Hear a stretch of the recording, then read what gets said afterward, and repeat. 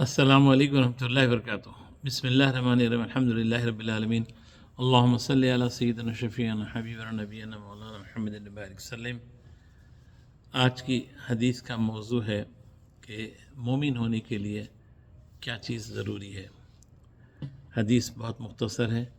بسم اللہ الرحمن الرحیم، عن عبداللہ ابن عامر رضی اللہ قال قال رسول اللہ صلی اللہ علیہ وسلم لا یؤمن احدکم حتی یکون ہواہ تابعا لما جئت به، رواہ البغوی۔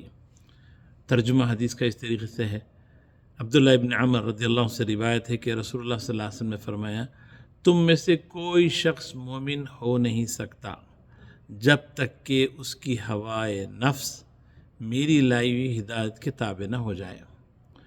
ہوائے نفس کا مطلب یہ اس کی خواہشات میری لائی ہوئی ہدایت کے تحت تابع نہ ہو جائے۔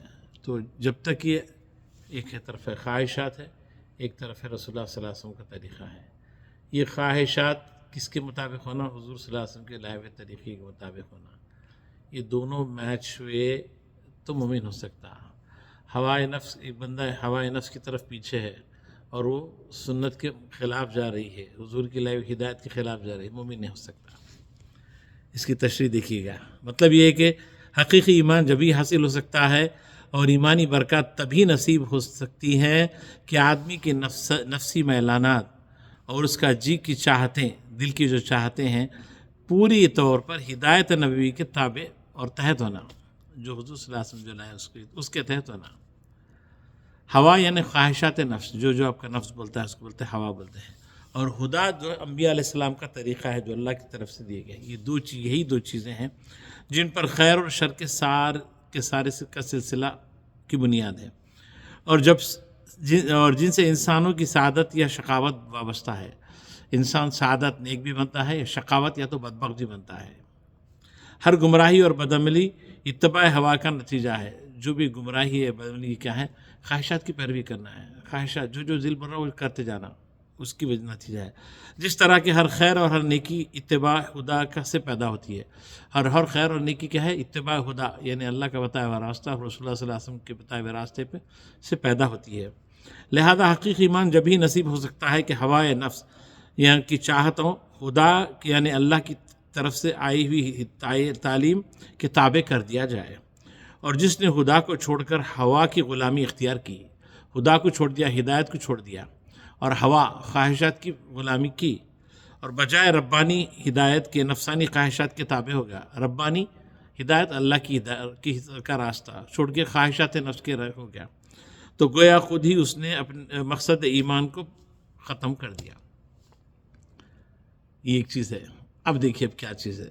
اب ایک مثالات کی جیسے آج جمعہ کا دن تھا، اب جمعہ کو تو جانا ہے، بے شک جانا ہے، صحیح ہے، حکم ہے، اذان ہوئی، پہلی اذان سے پہلے جمعے کو چلے جانا چاہیے، اور دوسری اذان جب ہوتی ہے اور خطیب جب ممبر پہ بیٹھ جاتا ہے تو ختم فرشتے جو ہے اعمال لکھنے والے فرشتے، نام لکھنے والے بند کر دیتے ہیں اعمال نامہ، اور سیدھا آ کے وہ لوگ بھی خطبہ سنتے بیٹھ جاتے ہیں۔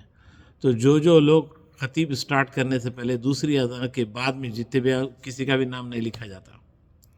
اب جمعے کو تو جانا ہے، جمعے کو جانا ہے، جائیں گے بھائی، کب جائیں گے؟ آخر میں جائیں گے، دیکھیں گے، دیر سے جائیں گے، نماز شروع ہونے سے پہلے جائیں گے۔ تو اب یہاں پہ میری ہوا خواہش نفس یہ ہے کہ میں دیر سے جاؤں۔ کیسے جاؤں؟ آخری وقت میں جاؤں، جا کے 2 منٹ جلدی سے 2 منٹ نماز پڑھ لوں، 2 رکعت، اس کے بعد میں فوری نکل جاؤں۔ تو اب میں جو یہ فالو کر رہا ہوں یہ ہوائے نفس سے ہی ہے، خواہش کے تحت چل رہا ہوں، میں ہدایت کے تحت نہیں چل رہا ہوں۔ ہدایت کیا ہے؟ قرآن میں حکم ہے، جو ہی اذان دے دی جائے جمعے کی، سب کام چھوڑو اور نماز کی طرف دوڑو، آ جاؤ۔ تو دوسری اذان سے پہلے آ جانا چاہیے اندر، اور میں کیا کر رہا ہوں؟ دوسری اذان بھی ہو گئی، آدھا خطبہ ہو گیا، اب ختم ہونے کو خطبہ، عربی خطبہ، اب نماز شروع ہونے کو ہے۔ اب میری نفس بول رہی میں جب ہی جا کے بیٹھ رہا ہوں، اس کے بعد میں سب کے ساتھ نماز پڑھ لے رہا ہوں، نکل جا رہا ہوں۔ تو یہ دراصل کیا ہے؟ یہ ہوائے نفس ہے۔ اب ہے عبادت تو ہو رہی، مگر جو ثواب ملنا وہ ثواب نہیں ملتا۔ پھر شیطان یہ بھی کر دے رہا، نہیں تم جمعہ تو پڑھ لیے نا، جمعہ تو پڑھے، ہاں خطبے میں بھی کہے نا، اور کیا سنے؟ کچھ بھی نہیں سنے، ایک پیسہ نہیں سنے خطبہ۔ جو چیز حاصل ہونا تھا وہی چیز حاصل نہیں ہوئی، صرف گئے روٹین میں، بس فوری تھوڑی دیر کے اندر بیٹھے، 2 رکعت پڑھے، فوری نکل گئے. اب کیا جمعے کی برکات ملیں گی؟ تو جب تک کہ خواہشات نفس جو ہے کیا بولتے ہیں ہدایت کے مطابق نہیں کریں گے تب تک خیر والی برکات والی چیز نہیں حاصل ہوتی ہے. نمازیں پڑھو، کتنی بڑی نمازیں پڑھو. یہ ایک مثال میں ایک جمعے کی مثال دیا ہوں. ایسے کئی ایک چیزیں ہیں جو انسان کیا ہے نفس کے تحت چلتا ہے. نفس کے تحت نہیں چلنا. سنت کیا بول رہی ہے، اللہ کا حکم کیا ہے، اس کے تحت جو ہے کیا بولتے ہیں ہدایت کے مطابق زندگی چلنا. یہ دونوں میچ ہو گیا تو پھر بندہ نیک بخت ہو گیا.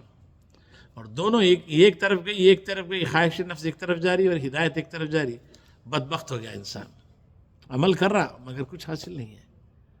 اللہ سے دعا ہے کہ اللہ تعالیٰ ہم کو جو ہے اس حدیث کو سمجھنے کی توفیق عطا فرمائے اور ہم ہماری خواہشات کو جو ہے ہمارے نفس کو دین کے تابع کرنے کی توفیق عطا فرمائے. اللہ ہمارے نفس کو ہمیشہ اپنی حفظ و امان میں رکھے. السلام علیکم و رحمۃ اللہ وبرکاتہ.